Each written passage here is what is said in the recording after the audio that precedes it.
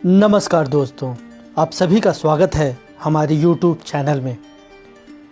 तो आज मैं आपको सुनाने वाला हूँ भगवान बद्रीनाथ जी की कथा। तो आइए सुनते हैं भगवान बद्रीनाथ जी की कथा।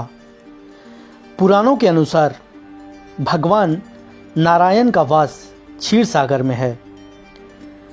भगवान शेष शैया पर विश्राम कर रहे थे और लक्ष्मी जी उनके चरण दबा रही थी।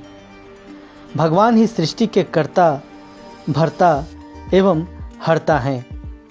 लेकिन एक बार देव ऋषि नारद को भगवान के शेष शैया के तौर तरीके पसंद नहीं आए और उन्होंने भगवान नारायण से कहा, हे भगवान, आप जगपति ईश्वर हैं। आप जो कार्य करेंगे वह संसार के लिए आदर्श होगा और संसार वही कार्य करेगा। आपके इस प्रकार शेष शैया पर लेटे रहने और लक्ष्मी जी द्वारा पाँव दबाए जाने में सांसारिकता की झलक मिलती है। नारद जी के इस प्रकार उलाहना देने पर भगवान का मन बहुत ही दुखी हुआ और उन्होंने इन सब का त्याग करने का निश्चय कर लिया। उन्होंने बहाने से लक्ष्मी जी को नाग कन्याओं के पास भेज दिया और स्वयं तप करने के लिए हिमालय की ओर चले आए। हिमालय में वे केदारखंड नामक स्थान पर पहुँचे।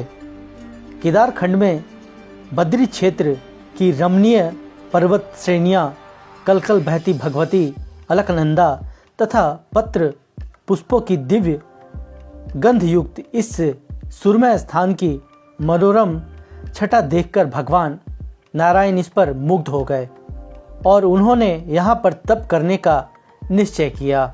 जब भगवान नारायण तप करने का निश्चय कर यहाँ आए तो उन्होंने देखा कि यहाँ शिवजी का अधिपय है। वे देवी पार्वती के साथ यहाँ निवास करते हैं।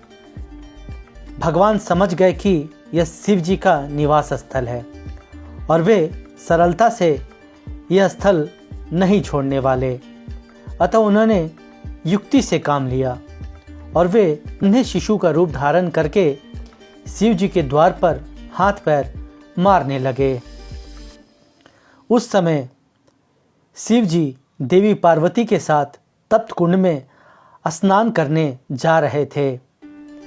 जब वे अपने भवन से बाहर निकले तो देखा द्वार पर नन्हा शिशु व्याकुल हो रहा है, किंतु शिशु को रोता देखकर देवी पार्वती का वात्सल्य जागा।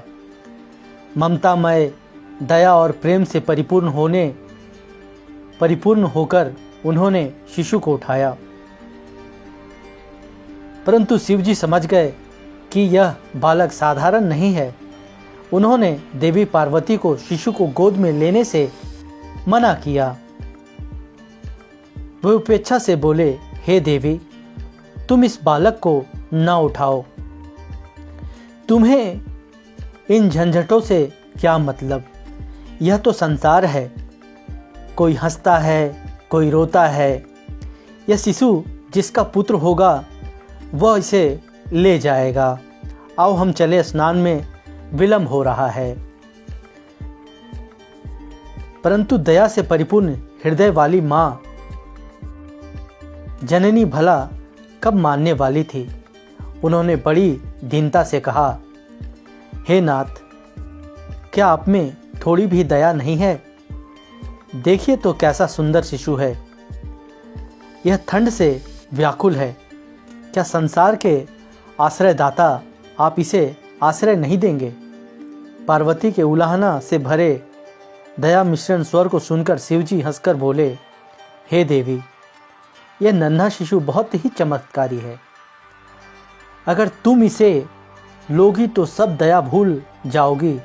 यह सब जगह कब्जा कर लेगा। तुम इसके चक्कर में न फंसो। पर भला पार्वती जी कहाँ मानने वाली थी। वे बोली, नहीं भगवान, चाहे जो हो, मैं तो इस शिशु को आश्रय अवश्य दूंगी। उसकी बात सुनकर शिवजी मुस्कुराए और सोचने लगे, ईश्वर की इच्छा को कौन मिटा सका है। और पार्वती से बोले, तुम्हारी मर्जी, जो चाहती हो वो करो, उठा लो, किंतु बाद में तुम्हें पछताना पड़ेगा। शिव जी के मना करने पे भी पार्वती जी नहीं मानी। वे शिशु को अपने भवन में सुला आई और शिव जी के साथ स्नान करने तप्त कुंड चली गई। उनके जाते ही भगवान नारायण ने किवाड़ अंदर से बंद कर दिया। जब शिव जी और पार्वती जी लौटकर आए तो देखा किवाड़ अंदर से बंद है। उन्होंने किवाड़ खोलने का प्रयास किया, परंतु किसी प्रकार भी किवाड़ खोलने में असमर्थ होने पर शिव जी मुस्कुराते हुए देवी पार्वती से बोले, क्यों देवी, देखी इस नन्हे बालक की चतुराई। शिशु का रूप धारण करके यहाँ आने वाला और कोई नहीं, स्वयं भगवान नारायण हैं। अच्छा, वे अब यहीं रहेंगे, हम किसी अन्य स्थान पर चलते हैं। तब शिव जी और पार्वती जी ने यहाँ से लगभग 2.5 योजन की दूरी पर दूसरे पर्वत को अपना निवास स्थान बनाया। वहाँ शिव जी श्री केदारनाथ नाम से विख्यात हुए। उधर बद्री क्षेत्र में भगवान नारायण योग ध्यान मुद्रा लेकर तपस्या में लीन हो गए। भगवान नारायण जगत के पालन करता हैं।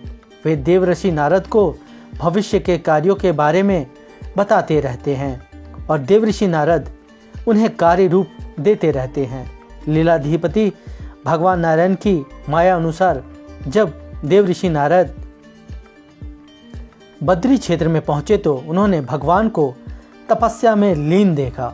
भगवान को तपस्या में रत देखकर नारद जी उनसे पूछते हैं, है त्रिलोकीनाथ, आप जगतपति ईश्वर हैं, संपूर्ण संसार का पालन करने वाले हैं। हे ध्यान मूर्ति प्रभु, आप किसका ध्यान करते हैं? इस पर भगवान नारायण ने हंसकर कहा, वत्स नारद, इस जगत में आत्मा परम तत्व है। हम उस आत्मस्वरूप अपने आप का ही ध्यान करते हैं। संसार के समस्त प्राणी नियम अनुसार अपने कार्यों में लगे रहें, इसके लिए हम तप कर रहे हैं। यह सुनकर नारद जी अत्यंत प्रसन्न हुए और वहीं रहकर भगवान नारायण की पूजा अर्चना करने लगे। नारद जी इस क्षेत्र के प्रधान आचरक हैं। तो ये थी भगवान बद्रीनाथ जी की कथा। अगर कथा आपको अच्छी लगी हो तो हमारे चैनल को लाइक, शेयर, सब्सक्राइब ज़रूर कीजिएगा और कमेंट करके बताइएगा कि वीडियो आपको कैसा लगा। तो मिलते हैं फिर नई वीडियो में, नई जानकारी के साथ, नई कथा के साथ, नई जगह पे। तब तक के लिए मुझे दीजिए इजाज़त। नमस्कार।